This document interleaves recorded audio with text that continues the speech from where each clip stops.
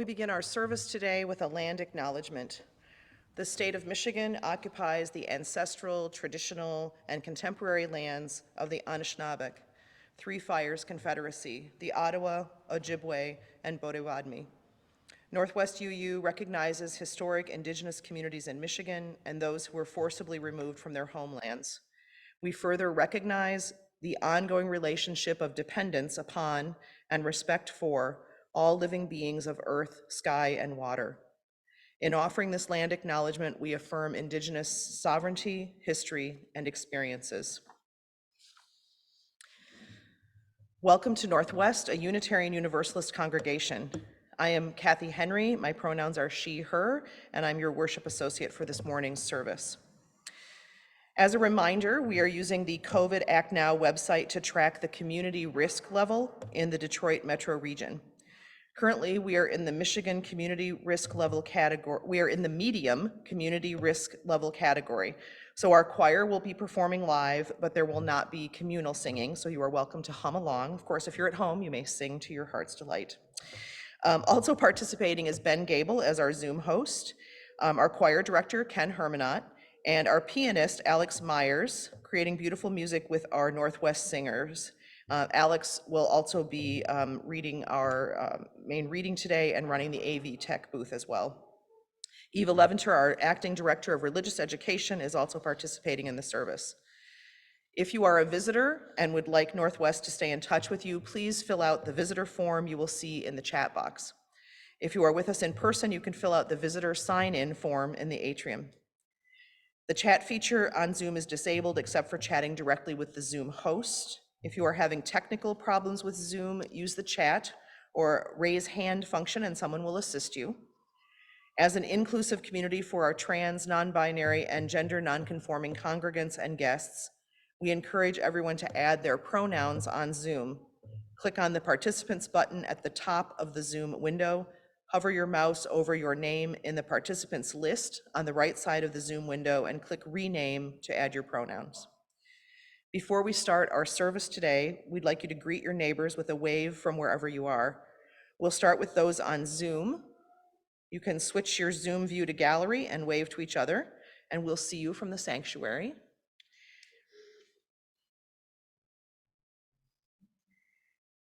We'll now, for those of you in the sanctuary, turn to this camera over here and wave to those attending virtually.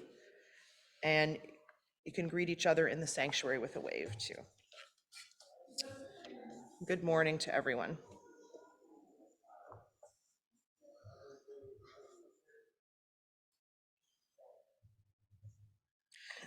Our chalice lighting is honoring our labors by the Reverend Florence Caplow. In recognition of Labor Day, we light this flame to honor all work, including the work of our hands and our backs, in gratitude for all the labors that support our world and for those who boldly continue the work of justice, equity, and peace.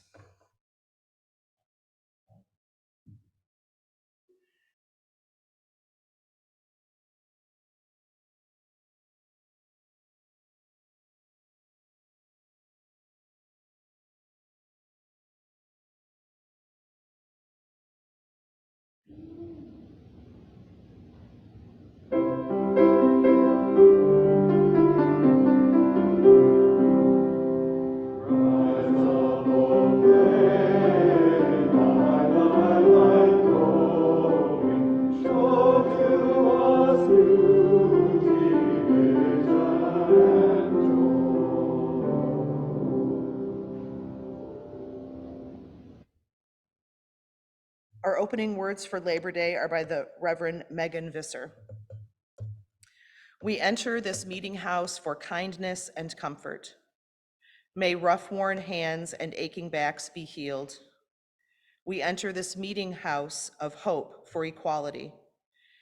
May those who labor to survive live to know justice. We enter this meeting house of love and vocation. May our bonds of solidarity be strengthened. We enter this meeting house of courage and friendship. May we proceed hand in hand toward freedom. Our first hymn this morning is As We Come Marching, Marching, And just as a reminder, the choir will sing. You can sing at home, but please hum in the sanctuary.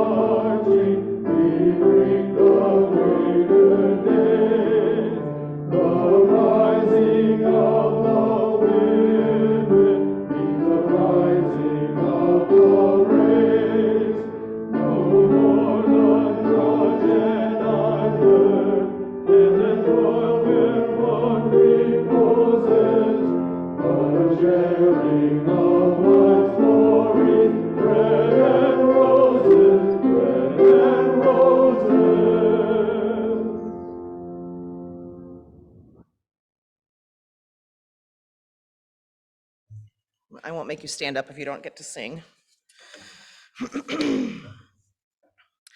Every other month throughout the year, Northwest shares 50% of the plate collections with the Southfield Emergency Needs Fund. Their goal is to help residents overcome personal hurdles to achieve a satisfying and productive quality of life. Human Services is a division of Southfield Community Relations. You can text to 248-574-8034 with your amount plus plate, example $20 plate, or donate online, select give to plate collection 50% split, and if you're here in person, checks and cash can be placed in the collection basket. It's up here in front of the sanctuary.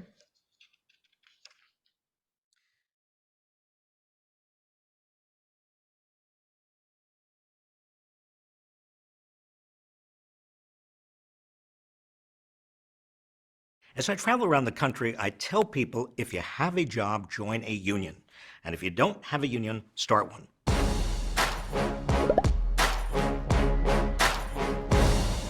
You see, it all comes down to the balance of power between business and workers. You strengthen the middle class by strengthening unions. In the mid-1950s, unions were strong, and wages grew in tandem with the economy. Nearly 1/3 of all workers in the United States were unionized. This gave workers across America, even those who weren't unionized, significant power to demand and get better wages, hours, benefits, and working conditions. Yet starting in the 1980s, with increasing ferocity since then, private sector employers have fought against unions.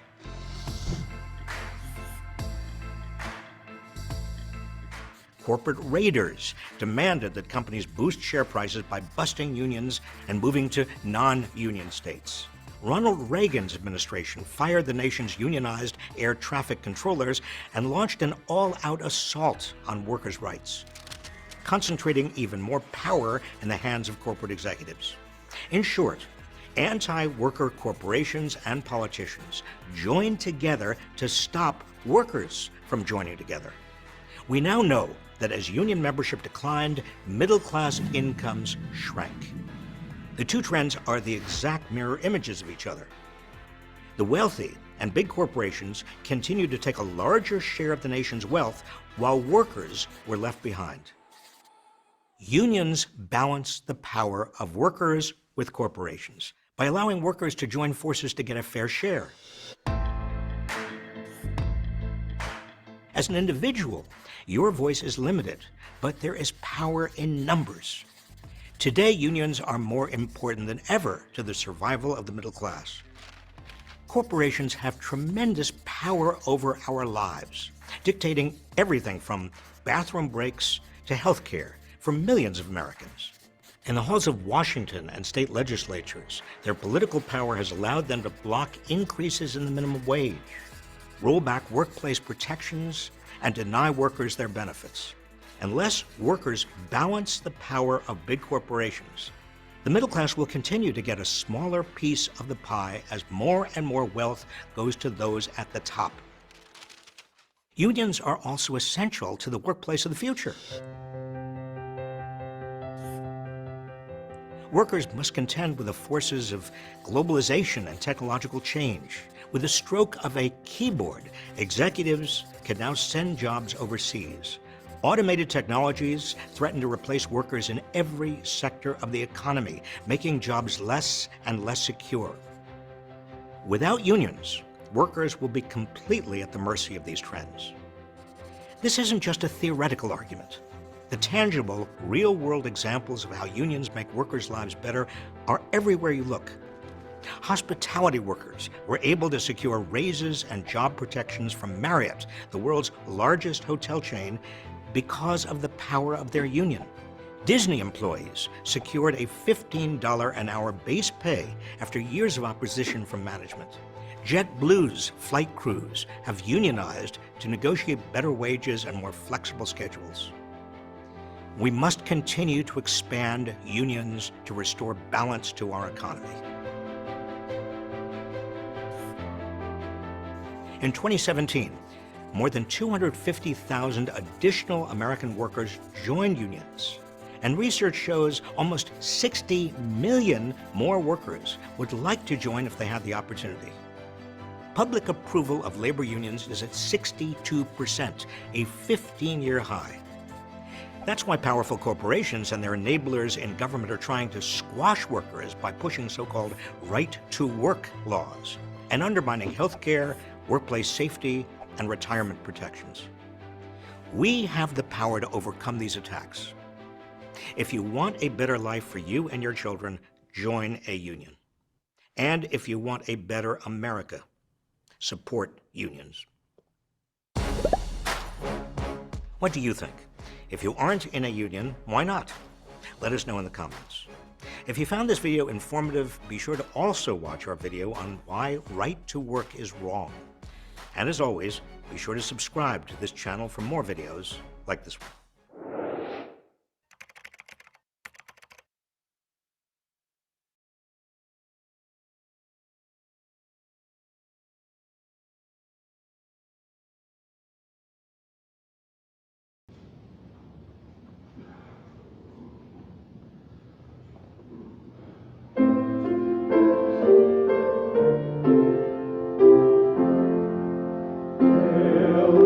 Glorious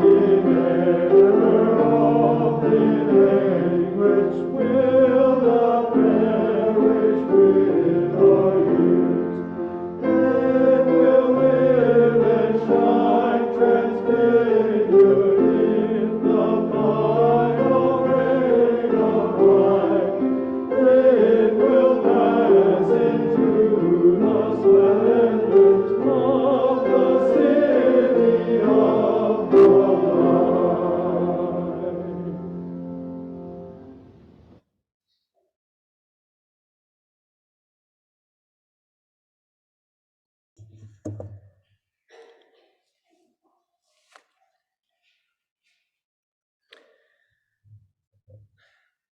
warnings which have recently issued from both the pulpit and the press in Terre Haute against the unworthy poor prompt me to ask these Christian gentlemen if the great teacher they profess to follow ever made any discrimination between the worthy poor and the unworthy poor.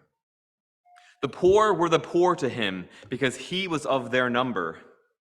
Born in direst poverty, he knew their suffering and heartache, and when he ministered to their wants, it did not occur to him to smell their breath to see if they, or possibly their grandsires, had not in some evil hour taken a drink of liquor as an excuse for branding them as unworthy poor and turning them away to starve.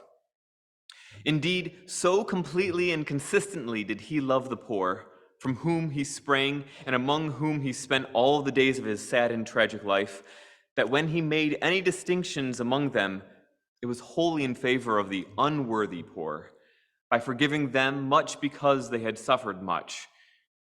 He did not condemn them to starvation and suicide upon the hypocritical pretext that they were unworthy, but they did apply the lash of scorpions without mercy to those self-righteous and eminently respectable gentlemen who robbed the poor and then despised them for their poverty, who made long prayers where they could be seen of men while they devoured widows' houses and bound burdens upon the backs of their victims that crushed them to the earth.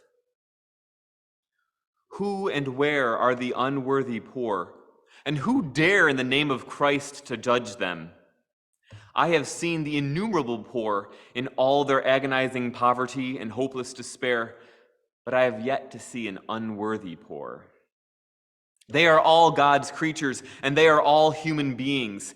And how anyone professing to be a Christian can warn the community not to give them a mouthful of food, but to turn them away to starve and die, can only be reconciled with that whited sepulchre which so often passes for Christian charity. A human being with a heart in him, unless it be of stone, would feed a hungry dog, to say nothing of a famishing fellow being. Do not tell me as an excuse that all these men could have work if they but wanted it.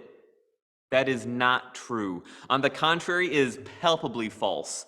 In the city of New York alone, according to the abstract recently issued by the National Bureau of Labor, there are nearly 400,000 of working men and women in enforced idleness, and in the country at large, there are literally millions for whom there is no employment.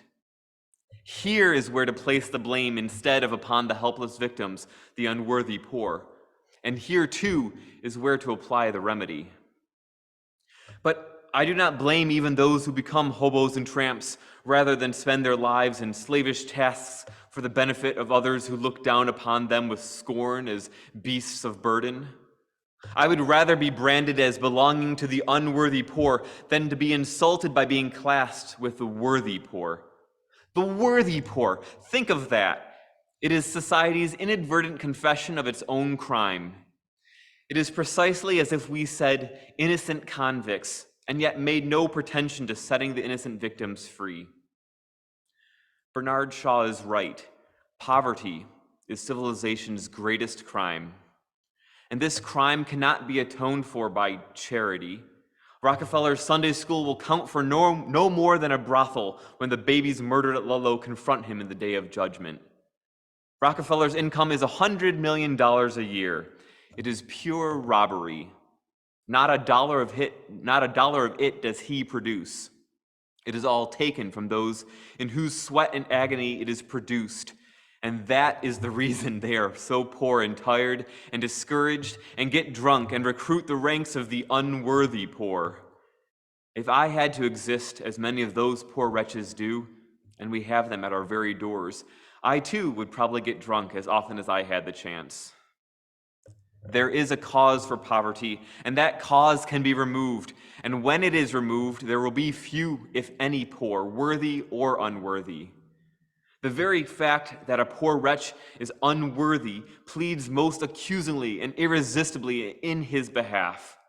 The cause of his unworthiness may be found in his heredity or environment, and in any event outside of and beyond himself, and he should no more be punished for it than if he were a victim of cancer or epilepsy. A vast amount of fraud, hypocrisy, and false pretense parades as charity for the purpose of diverting attention from the cause of the poverty it affects to relieve. It is not charity that the poor want, or that will change their unfortunate condition. It is justice, and to obtain that, the whole modern world is in a state of increasingly intelligent and portentous agitation. As long as the few own the sources of wealth, the machinery of production, and the means of life, the many will be condemned to work for them, as the miners of Colorado and Montana work for Rockefeller, with the result that the few pile up millions and billions and rot in luxury and self-indulgence, while the millions and billions that are robbed riot and rot in poverty and filth. The exploitation of the many by the few is now on trial before the world. And when that trial is ended and the exploitation of man by man ceases and society is organized upon the basis of the enlightened mutual interests of all, democracy will dawn. Men will be brothers. War will cease. Poverty will be a hideous nightmare of the past, and the sun of a new civilization will light the world. Our final hymn today is hymn 1028, Fire of Commitment.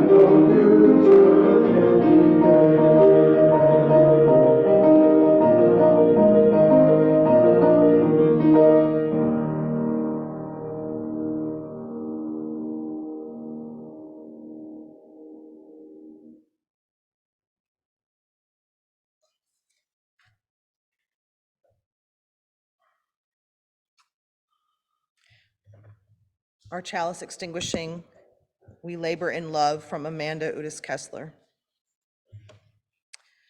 This is a responsive reading, so you'll see the reading up there, and the part in yellow is for the congregation to read. On Labor Day, we honor our work, physical and mental, paid and unpaid, joyous and heartbreaking.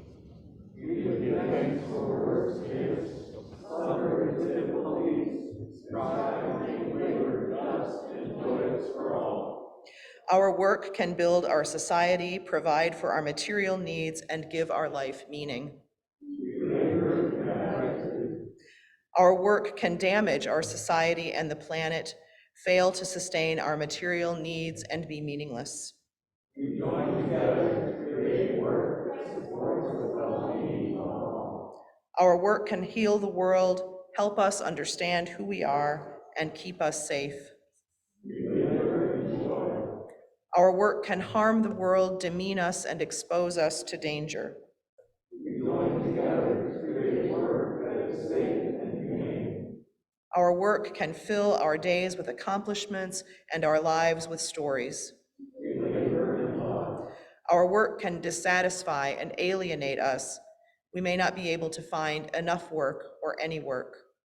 We join together to create work that blesses us, all people, and the planet. This Labor Day and all Labor Days to come. May our work and all work serve humanity and all living beings.